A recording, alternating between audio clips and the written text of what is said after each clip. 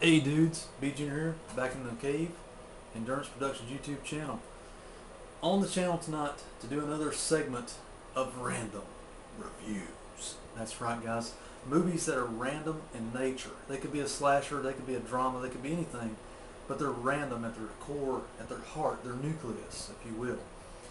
Movies that are just from yesteryear, maybe even from contemporary, but just ones that I found along the way or just grabbed at random, off the shelf to show you guys and talk about in this series. So, what I have today is a gem, if you will, that is best defined by the word junky, as I would like to say it. Not junky like shoot up junkie, I mean like junky as in junk, okay? What I have here is a selection of one of the first rock and roll horror movies, albeit a slasher or just a scary movie altogether. It is, I'm not even going to call it a cult classic or even a classic in any sense. It is the junky slasher randomness film, Terror on Tour. That's right guys, look at that cover art. Yeah, one of the rare this cover art's better than the film. But yeah, it's one of those that kind of grows on you like a fungus, or at least it did with me. Loved by some, heralded by some, but despised by most. Terror on Tour. Gosh, man, where to start with this one, guys? I honestly gotta say, I was late to the table on seeing this one. I was a big fan of some of the rock and roll movies like Rock and Roll Nightmare, Trick or Treat, Rocktober Blood. You know, you can do the list. You can go through all of them. Terror on Tour is not the best in that caveat of sub-genres, okay, of rock and roll horror movies. It does hit all the right points as far as being a slasher. Somebody dies every few minutes and gets knocked off one by one. It's from the early 80s. It's from 1983 if I'm not mistaken. The gore is subpar. Yeah, okay. This isn't like a movie review, traditional movie review like on my Movie Cave channel. What I'm here today is to talk about the randomness of this movie.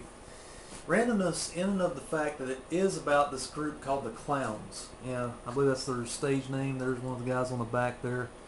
Very, pardon me, I'm sniffly today. Been a little cold outside. Basically, they are a group of Kiss-like band members. Yeah, you get the kind of idea. They paint their face up, wear wigs, and they're basically like clowns on stage, but they have like a horror gimmick, kind of Ozzy Osbourne-esque, where they cut arms. They chop up or kill mannequins of teeny boppers on stage, and that's kind of like their hook. You know, they like to say, I'm going to kill everyone in the crowd if you stay here any longer. You know, just all theatrics they're in. Apparently they're hitting it big because that's got a following now.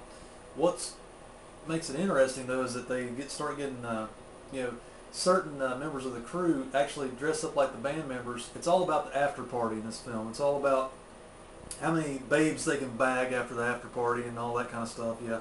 But certain members of the crew actually take turns wearing their makeup and garb to go around and get babes after the show. So you really never really truly know to some degree until the end of the film who the killer is. You know, it could be one of the band members. It could not be. You never know. Red herrings abound in this film. That adds to the randomness charm of the film. Some of the random features that I've found in this one when I revisited it recently, not only is the band in and of itself just random, all their stage theatrics and stuff that they're doing, the line delivery in this movie is so just, oh my god, I hate that guy, kind of just outlandish delivery in their lines, that kind of stuff that goes on throughout the whole film. Laughably bad acting, the stuff that you would expect in a movie of this sub-caliber, if you will. Another randomness thing throughout the film, whenever the killer, who's donned the garb of one of the band members, actually kills somebody, there's like a musical sound every time he, you know, stabs someone or something that doesn't really come in on the music cues or anything of that nature. It's like a synthesizer lightsaber sound or just something weird whenever he does it, but it happens every single time. I'm like, that is just so random. Why is that happening? Why do we need like a synthesizer wow kind of sound whenever he does his stabbing technique there, or you know, whatever? Yeah, you see where I'm going with this, guys. It fits right into that subgenre of randomness that I'm trying to point out in this little series that I'm doing.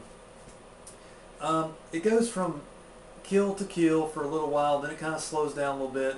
You can have some time with the band without their makeup, talking some very just random witticisms or lack thereof of wit, basically, about band life or who's killing people and what they're supposed to do in their next show and who's going to do this and that, blah, blah, blah, blah, blah. You've got the stage manager who's trying to keep them on stage and out of trouble, and it's just, yeah, there's all kinds of stuff like that through that one. I'm going to keep this one short and sweet today, guys, but I say if you like random kills, things that just, characters that come in and out, supporting characters that come in and out that really don't mean much. I can't see, this one's so bland though, I can't really pick out a whole lot of memories like I can in the movies like Pieces and Street Trash and stuff like that, because the supporting characters that aren't the band members are so generic in this film. That in and of itself just makes them non-memorable, if that's even a word. So, I don't know if I've even made it enticing for you guys to watch this film. It's so random, yeah. But random kills abound, 90 minutes, 1983. This is a Media Home Entertainment. This is one of those VHS Preservation Society convention DVDs. They have a website, vhsps.com, if you want to check them out. I'm not sure if this is ever going to be out on a regular DVD or a sanctioned DVD or Blu-ray release. Could be. They've done it before with other films that probably don't deserve that kind of release, but hey, you get what you can. I think this is uploaded on YouTube, so check YouTube first before you go out on the market for it if you just want to watch it real quick. I still like, what brings me to this film is just that even though it has the random features in the film and the characters and all that, that adds to its charm. And that's why I'm doing this series, is because I do like the theatrics on the stage and how god-awful their acting is in the film. Just when I'm in that mood, I have to watch something that's just totally off the wall in that rock and roll subgenre of horror films. There are better ones out there that do a better job, such as Rock and Roll Nightmare, Black Roses is another one that comes to mind. Trick or Treat I mentioned before, 1986 Trick or Treat, mind you. That's probably like my favorite all time. Sammy Kerr and all that kind of stuff.